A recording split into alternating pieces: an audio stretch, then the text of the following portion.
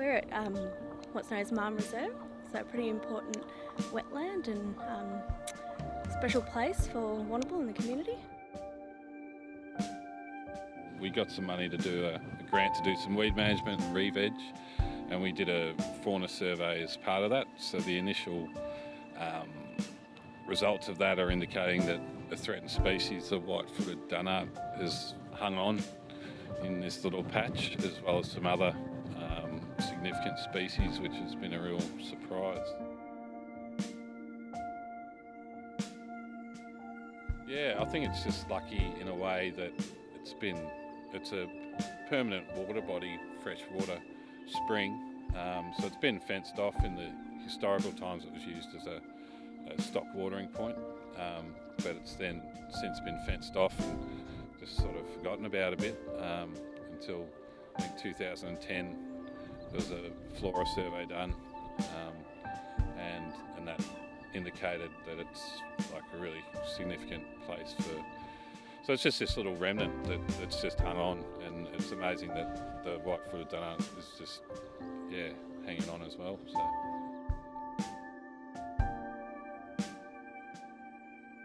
Yeah, well, the idea was just a meeting of the minds, because often you're just emailing backwards and forwards concepts and ideas.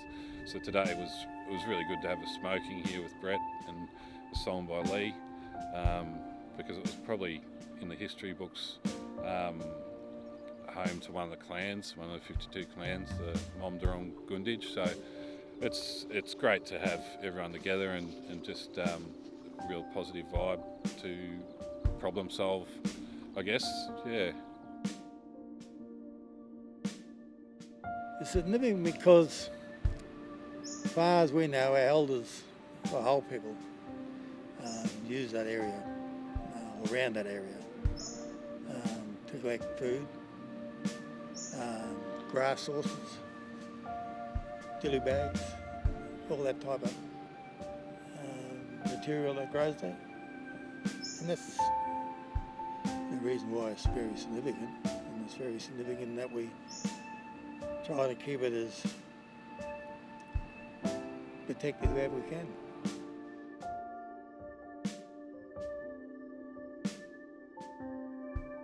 There's underground springs that come right from Warrnambool and all those areas, so that could be just a small aerial run off, but also created a beautiful waterway for our ancestors to use.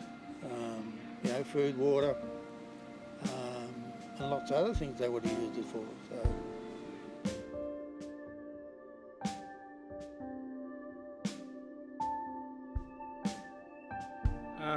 I'm a member of the Australian Plant Society, and I became interested in local plants and was publishing a book on local species.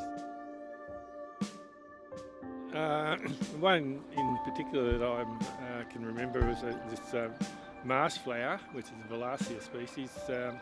Jeff was really excited about that because it was one that normally a running marsh flower sends up runners and it lives in water, whereas this one will actually live outside of water and it doesn't send out runners. It's more of an upright species. So it was his suggestion that in time it would probably become a new species. What it needs is a botanist to come down and spend a bit of time on it and sorting it all out. So that's one that I particularly remember.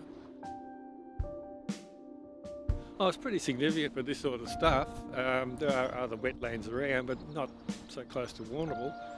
Most of the wetlands in the area have been drained for agriculture purposes, and this is one that somehow missed out. But I guess having fed by an underground stream, whatever it is, that meant it didn't dry out, and it was a local water source for cattle and everything. So for that reason, I guess it was fenced off and left pretty much as it was.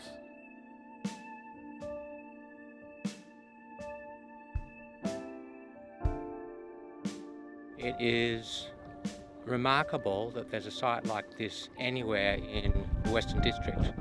The Western District is one of the most cleared parts of Australia. Europeans arrive, they let their cattle and sheep off the boats, and they started knocking the trees down, and in a very, very, very short amount of time, all of the Western District was completely modified. So to have a small area here that still has such a high has a high number of local plants, native plants and animals is incredible.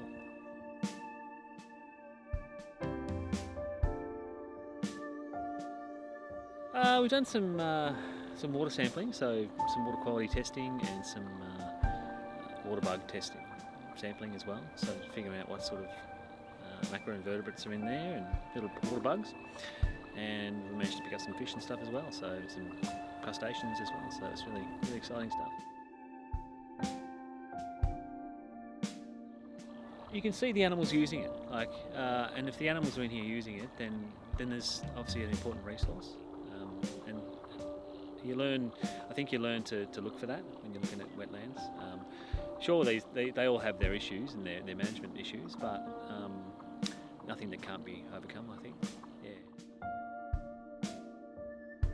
I think it just reinforces the value of this particular site. I think it's a great story to share with people of Warrnambool that we still have pockets like this in our own backyards, and just getting that message out there so people can appreciate that and go to places like Lake Batove and understand how that fits into our local ecosystems with the water birds and the frogs and the fish, and that's just all part of the environment that we live in.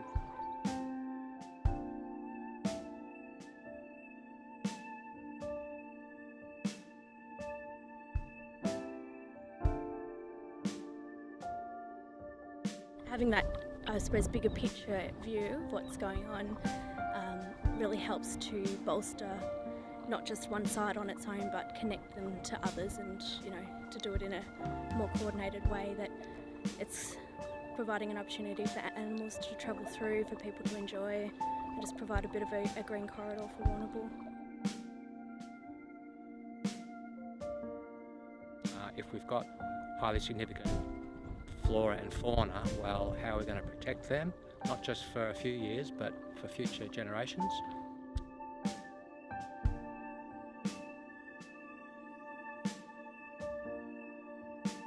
Really important to value these little areas that exist, and let's face it, in Warrnambool there's not much that we have left, and if we can preserve these areas and make them valued and allow people to enjoy them, all the better.